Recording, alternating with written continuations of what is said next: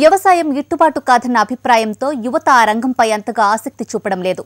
కానీ పట్టుదలతో కృషి చేస్తే సాగులో సాధించలేనిది ఏదీ లేదని నిరూపిస్తున్నాడు నిర్మల్ జిల్లా యువ రైతు. అందరూ వేసే పంటలను వేయడం కాదు, లాభాలను ఇచ్చే పంటలేంటో తెలుసుకొని సీజన్కు అనుగుణంగా సాగు చేస్తే రైతుకు ఆదాయం దక్కుతుందంటున్నాడు. అందుకే స్థానిక డిమాండ్ను బట్టి పంటలు సాగు చేస్తూ లాభాల బాటలో పయనిస్తున్నాడు రైతు నవీన్.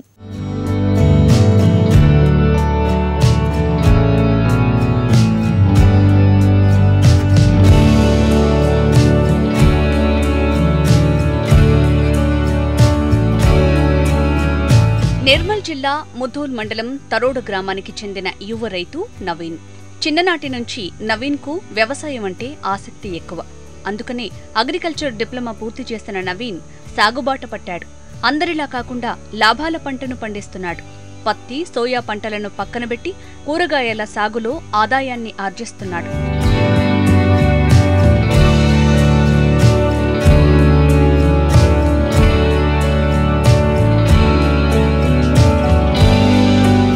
నవీన్ కు 4 ఎకరాల వ్యవసాయ భూమి ఉంది. అందులో 2 ఎకరాల్లో బెండ సాగు చేస్తున్నాడు. గత 3 సంవత్సరాలుగా బెండను పండిస్తున్నాడు. ప్రస్తుతం కూరగాయలకు మంచి డిమాండ్ ఉండటం వల్ల మార్కెట్కు ఎలాంటి ఇబ్బంది లేదు. రోజుకు సుమారు 4,000 రూపాయల వరకు ఆర్జిస్తున్నాడు. నాది అగ్రికల్చర్ డిప్లొమా కంప్లీట్ అయింది. మాకు 4 ఎకరాలు వ్యవసాయ భూమి ఉంది. నాకేంటంటే ఫస్ట్ నుండి చిన్నప్పటి నుండి వ్యవసాయం అంటే చాలా ఇష్టం.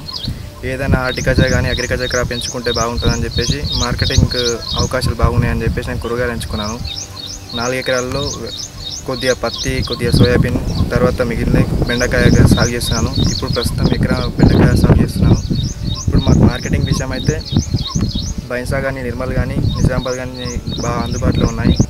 ఈ ప్రస్తుతం మార్కెటింగ్ ఏంటంటే 30 రూపీస్, 35 రూపీస్ హోల్సేల్ కేజీ తీసుకుంటున్నారు. ఇప్పుడు మాకు డైలీ 1.5 నుండి 2 క్వింటాల్స్ వెళ్తూ ఉంటుంది. ఎకరానికి విత్తనం మోతాదంటే 3 కేజీస్ నుండి 4 కేజీస్ విత్తనం సరిపోతుందండి. సమ్మర్ క్రాప్ అయితే మనం ఎక్కువ దగ్గర పెట్టుకోవాలి.